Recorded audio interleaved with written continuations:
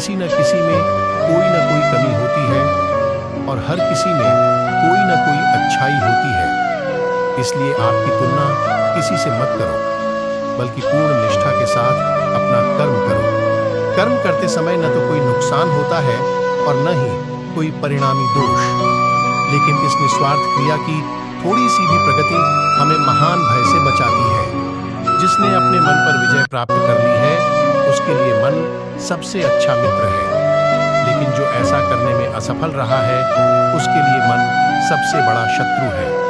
तुम्हारी पीड़ा के लिए मेरे पास एक उद्देश्य है, तुम्हारे संघर्ष का एक कारण है और तुम्हारी सच्चाई का प्रतिफल है। मेरा विश्वास करो और हार मत मानो। वह मुझे प्रिय है जो सुख के पीछे नहीं भागता और न दुख से दूर भागता है, न शोक करता है, न लालसा करता है, वरन वस्तुओं को वैसे ही आने देता है जैसे हो जाता है। कर्मयोगी अपने मन और बुद्धि की शुद्धि के लिए ही अपने शरीर, मन, बुद्धि और इंद्रियों के साथ आसक्ति रहित होकर कर्म करते हैं।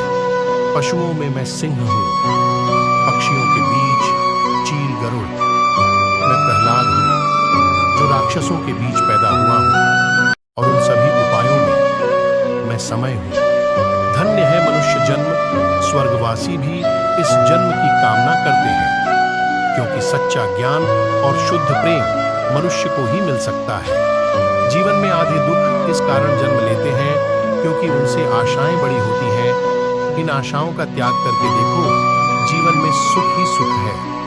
लोग कहते हैं अपनों के आगे झुक जाना चाहिए, किंतु सच बात तो यह है, जो अपने होते हैं वह कभी झुकने नहीं देते।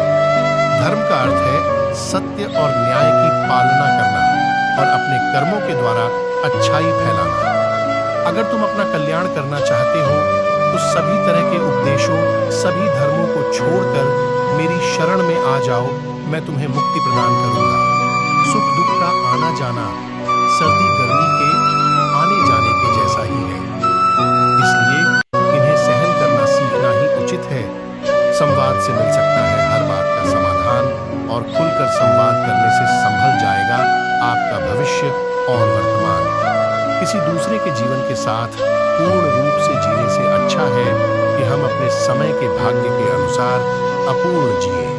जब जिंदगी में बुरा समय आए तब समझ लेना कि अच्छे कर्म का समय आ गया है।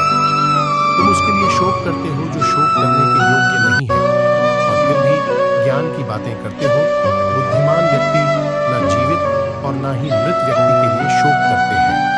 जीवन का मकसद सिर्फ जीना नहीं होता, बल्कि अपने और दूसरों के लिए भागीदारी करना होता है। जब तुम अपने अंदर की दिव्यता को समझोगे, तब तुम ब्रह्मा का रूप देख पाओगे। भगवान के भक्त सिर्फ मंदिरों में नहीं, बल्कि हर जगह मिलते हैं। प्रेम करो, क्योंकि प्रेम ही जीवन की एकमात्र शक्ति है। धर्म का अर्थ है सत्य और न्याय की पालना करना और अपने कर्मों के द्वारा अच्छाई फैलाना।